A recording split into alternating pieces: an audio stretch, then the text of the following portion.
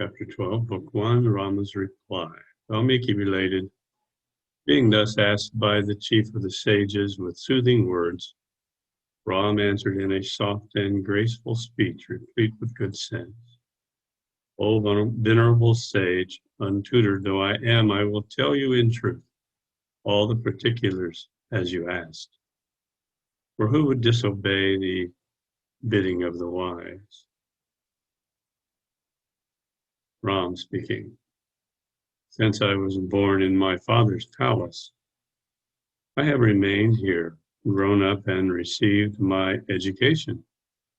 Then, O leader of sages, desiring to learn good customs, I set out to travel to holy places all over this sea-surrounded earth.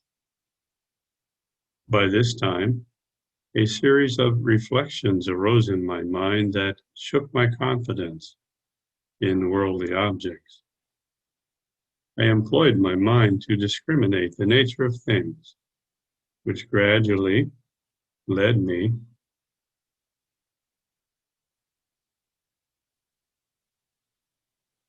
to disregard all of sensual enjoyments. What are worldly pleasures good for, and why do men multiply on earth? Men are born to die, and they die to be born again. There is no stability in the tendencies of beings, whether movable or immovable. They all tend to vice, decay, and danger, and all our possessions become the grounds of our poverty. All objects of sense are detached from each other like iron rods from one another. It is only imagination that attaches them to our minds. It is the mind that pictures the existence of the world as a reality.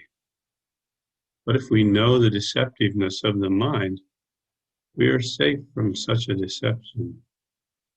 If the world is an unreality, it is a pity that ignorant men should be allured by it, like deer tempted by a distant mirage of water. We are sold by none, yet we are enslaved in the world. Knowing this well, we are bound with riches, as if by the magic wand of Sambara. What are the enjoyments in this essence but misery? Yet we are foolishly caught in its thoughts, like bees caught in honey. After long, I perceive that we have insensibly fallen into errors, like senseless stags falling into caverns in the wilderness. Of what use is royalty and these enjoyments to me? What am I, and where do all these things come from? They are only vanities.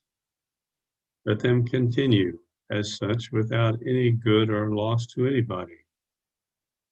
Reasoning in this manner, O holy Brahman, I came to be disgusted with the world like a traveler in a desert. Now tell me, O venerable sir, is this world advancing to its dissolution or continued reproduction, or is it in endless progression? If there is any progress here, is it the appearance and disappearance by turns of old age and disease and of prosperity and adversity? See how the variety of our trifling enjoyments hastens our decay. They're like hurricanes, shattering trees in the mountains. Men continue in vain to breathe their vital breath, like hollow bamboo windpipes, having no sense. The thought that consumes me like wildfire in the hollow of a withered tree is, how is misery to be alleviated? The weight of worldly miseries sets heavy on my heart, like a rock, and obstructs the breathing of my lungs. I have a mind to weep, but I am prevented from shedding tears for fear of my people. My tearless weeping and speechless mouth give no indication to anybody of my inner sorrow. My consciousness is silent witness to my solitude. I wait to think on the positive and negative states as a ruined man bewells to reflect on his former state of affluence. I take prosperity to be a seducing cheat, for it deludes the mind, impairs good qualities, and spreads the net of our miseries. To me, like one falling into great difficulties. No riches, offspring, consorts, or home affords any delight, but they seem to be misery. Like a wild elephant in chains, I find no rest in my mind, reflecting on the various evils of the world, and thinking on causes of our frailties. There are wicked passions prying at all times, under the dark mist of the night of our ignorance. There are hundreds of objects which, like so many cunning rogues, are about all men in broad daylight, lurking on all sides to rob us of our reason. What mighty champions can we delegate to fight with these other than our own knowledge of truth? Well, what's going on here with Rama? Obviously, Rama is not connected with the silent witness, is he? Silent witness has the delightful experience of Satchit Ananda, eternal bliss consciousness. That's what the silent witness is. If he was connected to the silent witness, this is what he would be telling us about. He would be saying, life is a blissful, enjoyable play of consciousness. I see only the play of karma all about. But no, he doesn't. He's embedded in the karma, isn't he? He's totally captured by it. This is the ego of Rama speaking.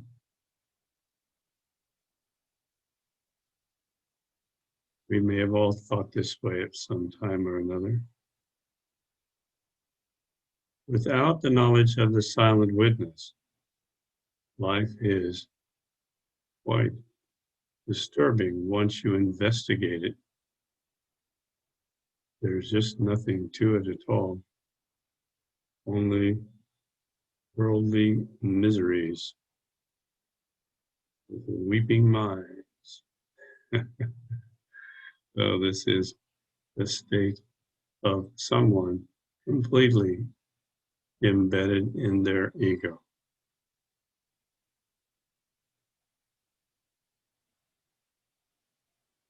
Chapter 13, Denunciation of Wealth.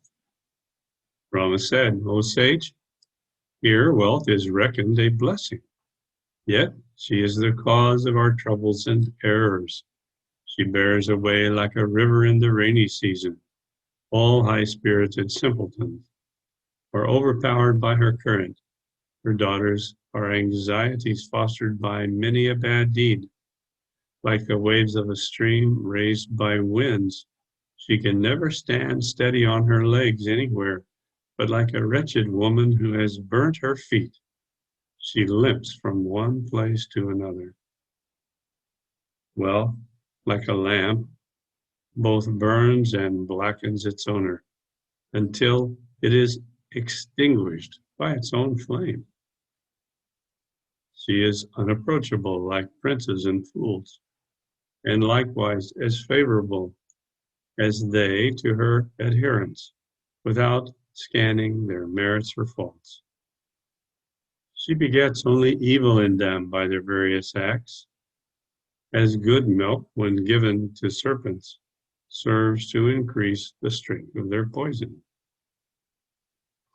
Men are gentle and kind-hearted to friends and strangers until their hearts are hardened by their riches, which like blasts of wind serve to stiffen frost. As brilliant gems are soiled by dust, so are the learned, the brave, the graceful, the mild, and the gentle corrupted by riches. Riches do not lead to happiness, but redound to sorrow and destruction. As the plant and conite, when nourished, hides fatal poison in itself. Well, it's a very common theme that riches are the road to all evil. And this is a theme of being embedded in the ego, isn't it? From within the ego, it's like being in a forest. You can't see the forest because of all the trees around. You have to come out of the forest. You have to climb up on a high mountain, or at least climb up high in a tree in order to see the forest. The same problem when we're embedded in the ego, we cannot see the ego. The world appears to be made of the ego. The only solution, of course, is to climb out of the ego by identifying with who you are, the silent witness. A rich man without blemish, a brave man devoid of vanity, and a master lacking partiality are the three rarities on earth. The rich are as inaccessible as the dark cave of a huge serpent, and as unapproachable as the deep wilderness of Vindhya mountain, inhabited by fierce elements. Now, why is that? Because when one is wealthy, rich, one claims to own many, many things. One is totally lost in the ego. We cannot find the person there. Only we see the ego. Completely inaccessible. The person is not the ego, beyond the ego. This is what we're learning here. 13, riches, like the shadow of light, overcast the good quality of men, and like moonlight, bring to bloom the buds of their misery. Like a hurricane, they blow away the brightness of a fair prospect. Riches resemble a sea with huge surges. They bring a cloud of fear and error upon us, increase the poison of despondence and regret, and are like dreadful snakes in the field of our choice. Fortune is a frost to those who are bound to asceticism, and is like the night to the owls of libertinism. She is an eclipse to the moonlight of reason, and like moonbeams to the bloom of the lilies of folly. So here we have the ego criticizing the ego. The ego knows this is not who I am. Ego knows it is a collection of conflicts. It is a miserable state to be embedded in the ego. She is as transitory as the rainbow, as pleasant to see by the play of her colors. She is as fickle as lightning, which vanishes as quickly as it appears. Hence none but the ignorant have reliance on her. She is as unsteady as a well-born maiden following a base-born man to the woods. She is like a mirage that tempts runaways to fall to it as the dove. Unsteady as a wave, she is never steady in any place, like the flickering flame of a lamp. So her leaning is known to nobody. She, like the lioness, is ever quick to fight, and like the leader of elephants, is favorable to her partisans. She is like the lion. She is sharp as the blade of a sword. And she is the patroness of sharp-winded sharpsters. I see no joy in uncivil prosperity, which is like a shameless wrench who will again lay hold of a man who has abandoned her for her rival poverty. What is she, with all her loveliness and attraction of human hearts, but a momentary thing by all manner of evil means, and resembling at best a flower shrub growing out of a cave, inhabited by a snake and beset by reptiles all about its stem. Chapter 14, Denunciation of Human Life. Rama speaking. Human life is as frail as a drop of water trembling on the tip of a leaflet. Life, breaking loose from its bodily imprisonment out of its proper season, is as irrepressible as a raving madman. The lives of those whose minds are infected by the poison of worldly affairs and who are incapable of judging for themselves are only causes for their torment. Now, Rama is actually speaking all truth here. And this truth, of course, coming from the ego, is very useful to us because we also, being embedded in the ego, having karmic traces to deal with, need this truth to balance those karmic traces. Those who think wealth is the goal of life have a completely wrong, broken knowledge construct of what is the goal of life. By hearing about it in this manner, that knowledge construct becomes corrected. Those knowing the knowable and resting in the all-pervading spirit and acquiescing alike to their wants and gains enjoy lives of perfect tranquility. We who have a certain belief that we are only limited beings can have no enjoyment in our transient lives, which are only flashes of lightning in the cloudy sky of the world. It is as impossible to confine the winds or tear the sky to pieces or wreath waves into a garland as it is to place any reliance on our lives. Fast as fleeting clouds in autumn, and short as the light of a lamp without oil, our lives appear to pass away as impermanent as rolling waves in the sea.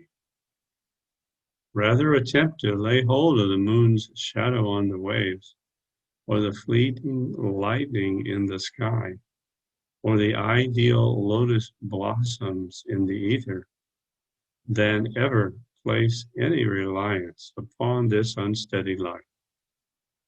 Men of restless minds, desiring to prolong their useless and toilsome lives, resemble the barren she-mule conceived by a horse. This world, samsara, is as a whirlpool in the ocean of creation, and every individual body is as impermanent as foam, froth, or a bubble, which can give me no relish in this life. True living is gain, which is worth gaining, which has no cause for sorrow or remorse, and which is a state of transcendental tranquility. There is a vegetable life in plants, and an animal life in beasts and birds. Man leads a thinking life, but true life is above all thought. All those living beings who are being born here once do not return, are said to have lived well in this earth. The rest are better than old asses. Knowledge is a burden to the unthinking, and wisdom is burdensome to the passionate. Intellect is a heavy load to the restless, and the body is a ponderous burden to the ignorant of his soul. A good person, possessed of life, mind, intellect, and self-consciousness and its occupations, is of no benefit to the unwise, but seem to weigh down on the unwise as if he were a porter. A disoriented mind is the great arena of all evils and the nesting place of diseases, which alight upon it like birds of the air. Such a life is the abode of toil and misery. As a house is slowly dilapidated by the mice, continually burrowing under it, so is the body of the living, gradually corroded by the teeth of time boring within it. Deadly diseases breed within the body, feed upon our vital breath, like poisonous snakes born in caves of the woods, consume the meadow air. As the withered tree is perforated by small worms residing in them, so our bodies are continually wasted by many inborn diseases and harmful secretions. Death is constantly staring and growling at our face as a cat looks and purrs at a mouse in order to devour it. Old age wastes us as soon as a glutton digests his food, and it reduces one to weakness as an old harlot left with no charm other than her makeup and perfumes. Youth forsakes us as soon as a good man who, after a few days, learns of his wicked friend's faults, abandons him in disgust. Death, the lover of destruction and friend of old age and ruin, like the sensual man as a lecher likes a beauty. There is nothing so worthless in this world as this life, which is devoid of every good quality and every subject to death, unless it is attended by the permanent joy of liberation. Well, now Rama is starting to move in the direction of transcending. But still, by spending all of this energy discussing the karmic traces,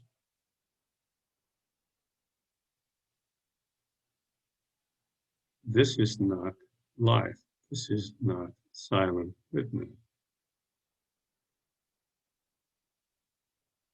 This is a discussion of karmic traces. Now we're going to talk about the collection of karmic traces, the ego. Ram is going to now denounce the ego. Ram continues, egoism springs from false conceit fostered by vanity. I am much afraid of this enemy, baneful egotism. All men in this diversified world, even the poorest of them, fall into the dungeons of evils and misdeeds under the influence of ego. All actions, anxieties, troubles, and wicked exertions proceed from ego and self-confidence. Hence, I deem the ego to be like a disease. Well, that's a very clear understanding of the ego. It is like a disease. It is a collection of karmic traces. Being subject to that everlasting arch enemy, the cynic ego, I have refrained from food and drink. What other enjoyment is there for me to partake? This world resembles a long, continuous night in which our ego, like a hunter, spreads the snare of affections. All our great and intolerable miseries, growing as rank as thorny acacia plants, are only the results of our ego. It overcasts the equanimity of mind. Like an eclipse shadows the moon, it destroys our virtues. Like frost destroys lotus flowers. It dispels the peace of men as autumn drives away the clouds.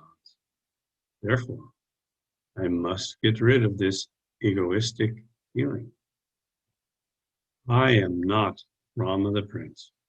I have no desire, nor should I wish for wealth, but I wish to have the peace of my mind and remain like the self-satisfied old sage Jinnah. All that I have eaten, done, or offered in sacrifice under the influence of ego have gone for nothing. Now, this is an important statement. Remember, we talked about this a few days ago. Anything we do while under the influence of ego is tainted by the ego and is literally productive of more karma, more bondage. The absence of ego is the real good. So long, O Brahman, as there is ego, he is subject to sorrow at his difficulties. If he is devoid of it, he becomes happy. Hence, it is better to be without it. I am free from anxiety, O sage, ever since I have come to know the impermanence of all enjoyments, gave up my sense of egoism, and attained tranquility of my mind. Now, this is tricky, what Ram is giving to us now. He's beginning to talk about the spiritual ego, isn't he? He still hasn't identified with the silent witness. His ego is transforming into an imitation of the silent witness. That's the spiritual ego. Ego imitating the silent witness. That's no progress at all. As long, O Brahman, as the cloud of egoism covers our minds, our desires expand themselves like perchy plants, buds in rain. But when the cloud of egoism is dispersed, the lightning of greed vanishes away. Just like when a lamp is extinguished, its light immediately disappears. The mind vaunts with ego like a furious elephant in the Vindhya hills when it hears thunder in the clouds.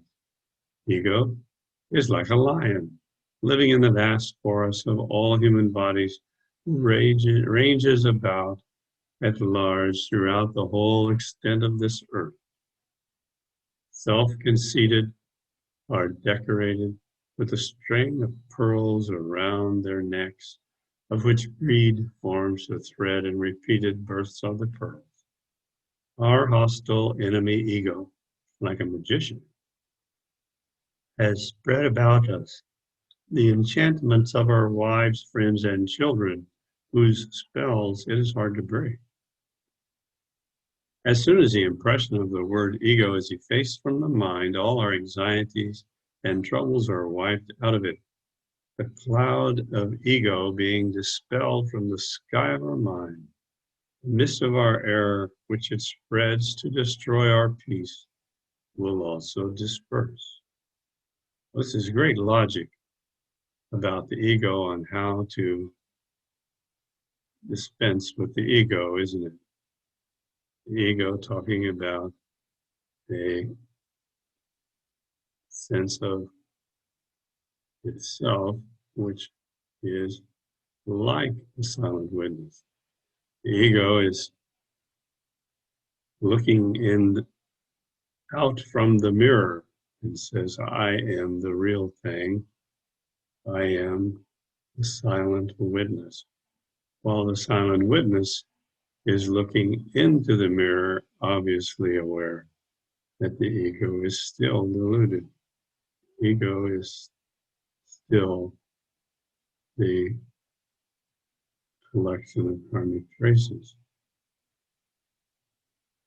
I have given up my ego, yet my mind remains stupefied with sorrow from my ignorance. Well, here's a telling statement. He hasn't given up his ego, has he? He has only assumed this false ego, spiritual ego, and thinks he is looking down on his life from some enlightened perspective. Tell me, O Brahman, what do you think is right for me under these circumstances? I have given up this egoism with much trouble, and I would like to not depend upon this source of all evil and worry anymore. It remains its seat in the breast only to annoy me, without benefiting me by any good quality of its own. Correct me now, you men of great understandings. Well, Ram is identifying that he has not given up his ego. He says he's given up his ego, but who's talking? His ego, right? That's how tricky the ego is. The ego says, I have given you up. Nothing is happening. Chapter 16, the inability to control the mind. Ram speaking. Our minds are infested with evil passions and faults and fluctuate in the observance of duty and service to superiors like plumes of a peacock fluttering in a breeze. Minds eagerly and restlessly rove about in random from one place to another, like a poor village dog running far and wide in search of food. It seldom finds anything anywhere, and happening even to get a good store somewhere, it is as little content with it as a wicker vessel filled with water. O vacant mind, O sage, is ever entrapped in its evil desires. It is never at rest with itself, but roams at large like a stray deer separated from its herd. The human mind, as light as the minutest particle, is like an unsteady wave. Therefore, it can have no rest in spite of its nature. Disturbed by its thoughts, the mind is tossed in all directions like the waters of the bulk milk-white ocean which churn by Mandara Mountain. I cannot curb my mind, resembling the vast ocean in its course, subject to huge surges of passions with whirlpools of error, and beset by the whales of delusion.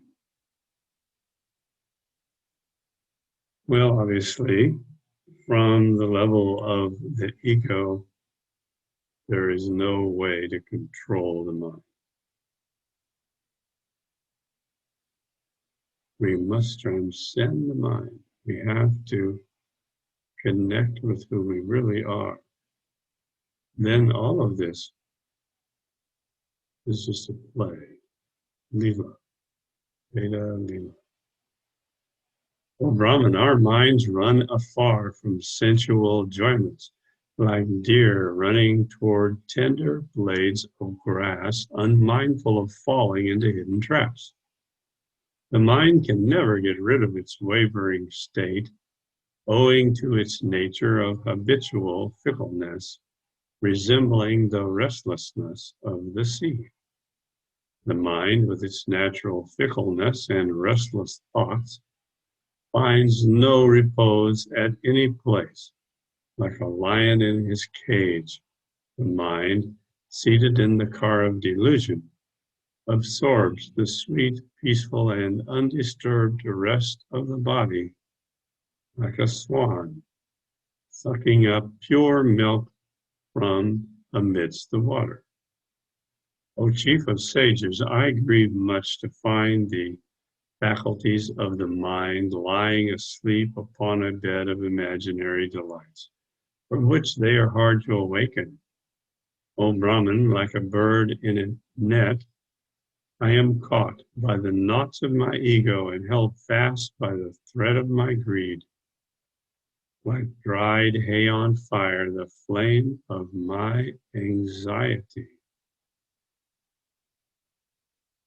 burns in my mind, and held fast by the thread of my greed, like dried hay on fire, the flames of my anxieties burns in my mind under the spreading flames of impatience.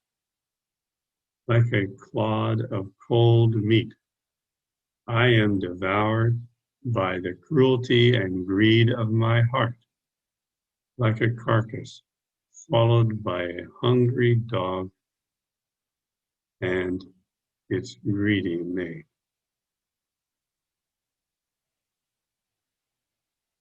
I am carried away, O sage, by the current of my heart, like a tree on the bank carried away by waters and waves beating upon it.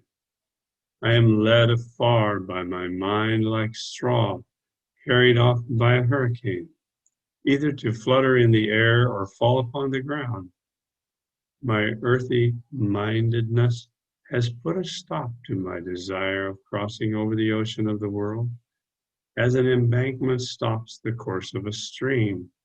The baseness of my heart lifts me up and lets me down like a log of wood, tied to a rope and dragged in and out of a well. As a child is seized when his imagination thinks he sees a demon, so I find myself in the grasp of my wicked mind, representing falsities as true. It's hard to repress the mind, which is hotter than fire, more inaccessible than a hill, and stronger like a thunderbolt. The mind is attracted to its objects like a bird to its prey. It is not even a moment's respite like a boy in his play. My mind resembles the sea in its dullness and its restlessness, and in its extent and fullness, with whirlpools and dragons that keep me from advancing. It is more difficult to subdue the mind than to drink the ocean or upset Meru mountain. It is harder than the hardest thing. The mind is the cause of all exertions and the source of all that senses the three worlds. Its weakness weakens all worldliness and requires to be cured with care. Our pains and pleasures arise by the hundreds from the mind like woods growing in groups upon a hill. No sooner is the scythe of reason applied to them than they fall off one by one. I am ready to subdue my mind, my greatest enemy in this world, for the purpose of mastering all the virtues which the learned say depend on it. My lack of desires has made me averse to wealth and gross pleasures it yields, which are like the tints of clouds tainting the moon. Well, now we know and understand that Ram is definitely ready to find the silent witness. Ram has investigated every corner of his karmic traces and found nothing of value there. So he is wondering what else. Now he's going to focus on greed. Ram speaking. I see our vices like a flock of owls flying in the region of our minds in the darkness of our affections and in the longsome night of our greed. Greed, what is it? All about possessing something. As if you could possess a handful of air. You might possess a handful of air, but can you possess a handful of empty space? Handful of air's got a little substance to it. It's got some molecules of oxygen and nitrogen, carbon dioxide, evil carbon dioxide, according to our globalist handlers. But nevertheless, how does one hold on to it? How possible is it? Because it is illusion. How do you hold on to an illusion? How could you reach out and hold on to a three-dimensional image of,